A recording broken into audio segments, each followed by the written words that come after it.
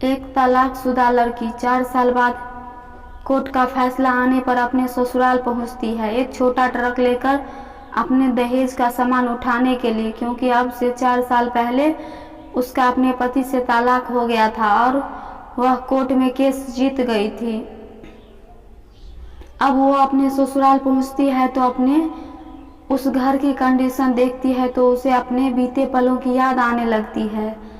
एक एक पल की उसे याद आने लगती है जिस घर में उसने अपने पति के साथ हसीन लम्हे गुजारे थे, और फिर वह फूट फूट कर रोने लगती है। पति उसको घर आता देख तो पहले ही चाय बनाने के लिए किचन में जा चुका था। इतने में लड़की की माँ का फोन आता है।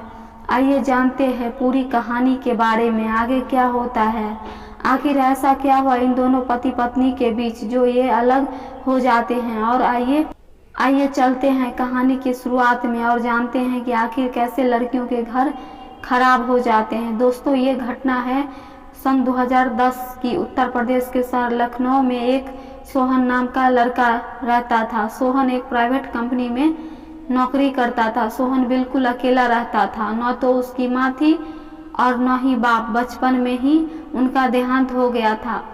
उसे उसके चाचा चाची ने पाला और काबिल बनाया। फिर वो उसकी शादी एक रूपाली नाम की बहुत ही खूबसूरत और सुशील लड़की से करा देते हैं। बड़े ही धूमधाम से इनकी ये शादी हुई थी। लड़की के पिता का नाम जयप्रकाश और माँ का नाम यामिनी था। शादी के बाद दोनों बहुत ही हंसी खुशी अपना जीवन बिता रहे थे। चूँकि सोहन एक मिडिल क्लास फैमिली से था, लेकिन रूपाली उसको बहुत सपोर्ट करती थी। सोहन जॉब करता था और अपनी मेहनत से वो अपना एक छोटा सा घर बनाते हैं और अपने नए घर में खुशहाल जीवन बिताने लगते हैं। ऐसे ही वक्त गुजरता गया। अचानक कंपनी में लॉस हो जाता है तो वहाँ काम कर रहे काफ़ी वर्कर्स की जॉब चली जाती है, जिनमें सोहन भी था। अब सोहन घर पर ही खाली रहता। पैसों की तंगी को लेकर अब दोनों पति पत्नी में नोकझोंक होने लगती रहती थी। बात बात पर विवाद होने लगता है। सोहन अपनी पत्नी रूपाली से कहता है कि मेरी अभी नौकरी नहीं लग पाएगी, तुम ऐसा करो अपने माँ बाप से कुछ पैसे उधार ले लो। रूपाली की माँ पैसों को लेकर बहुत कंजूस थी। वो पैसों की बहुत चाहत रखती थी। रूपाली के पैसे मांगने पर वो रूपाली को इतना भड़का देती है कि वो उसके कान भर देती है और बोलती है कि ये तो निकम्मा है, निकर है, बिल्कुल किसी काम का नहीं है। तू ऐसा कर बेटी, तू घर वापस आ जा, इसको हम बाद में देख लेंगे। रूपाली अपने मायके चली जाती है।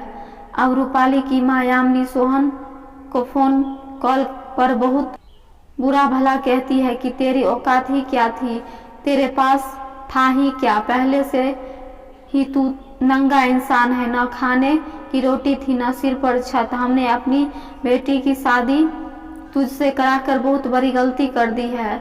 अब हमें तलाक चाहिए, हम कोर्ट जाएंगे, केस दर्ज करेंगे थाने में, अब तेरी अकल ठिकाने आएगी। रूपाली भी अपनी माँ यामिनी के कहने पर आ जाती है और डिवोर्स ले लेती है, जबकि रूपाली के पिता काफी समझदार और सज्जन व्यक्ति थे।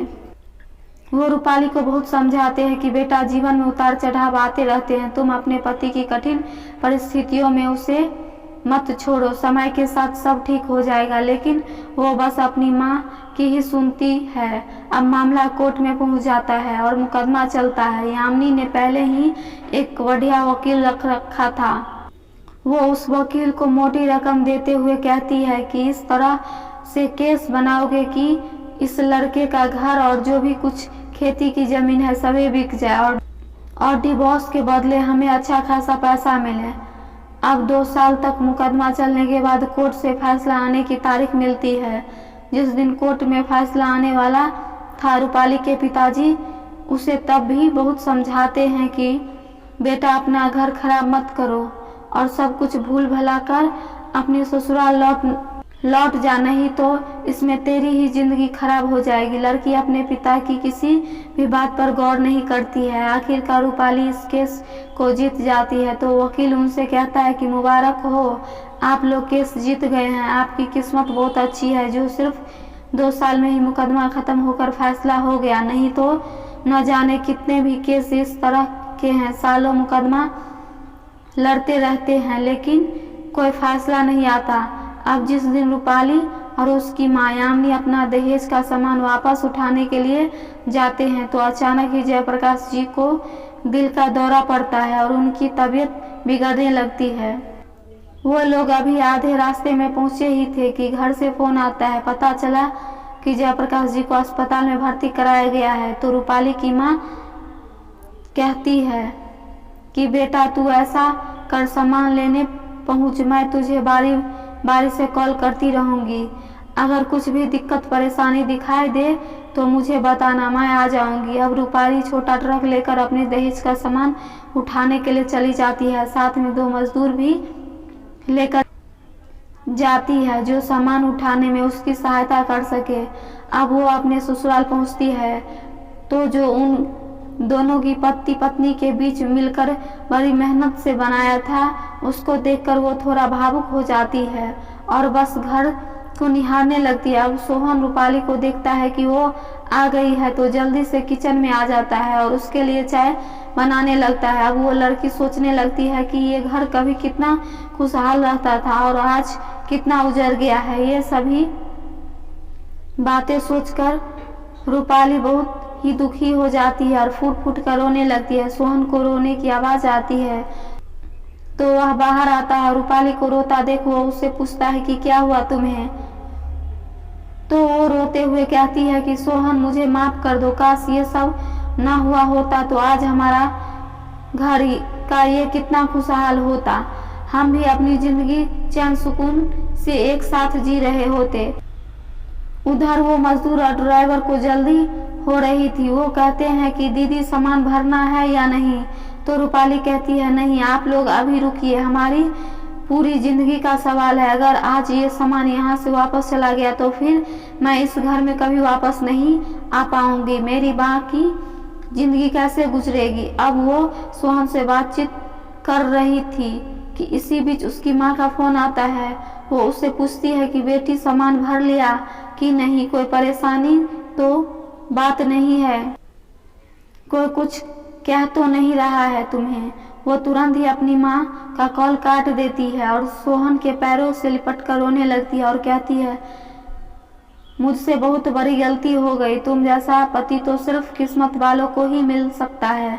मैं तुम्हें समझ नहीं पाई और अपनी माँ की बातों में आकर इस बात को बहुत आगे तक बढ़ा दिया। अगर आज ये सामान यहाँ से चला गया तो मेरी आगे की जिंदगी का क्या होगा। मेरी माँ मेरी जिंदगी नहीं काट सकती है, उन्हें सिर्फ पैसों से मोहब्बत है। जब तक मेरे पास पैसा रहेगा वो रहेगी मुझे नहीं तो कहीं और मेरी शादी करा देगी। तो सोहन कहता है कि रूपाली मैंने तुम्हें पहले ही कितना समझाया था कि तुम मुझसे तलाक मत लो, ये तुम्हारी भूल है, पर तुमने मेरी एक ना सुनी और तुम तलाक लेकर ही मानी। तुमने अपनी माँ की बातों में आकर हम दोनों की जिंदगी को खराब कर लिया है।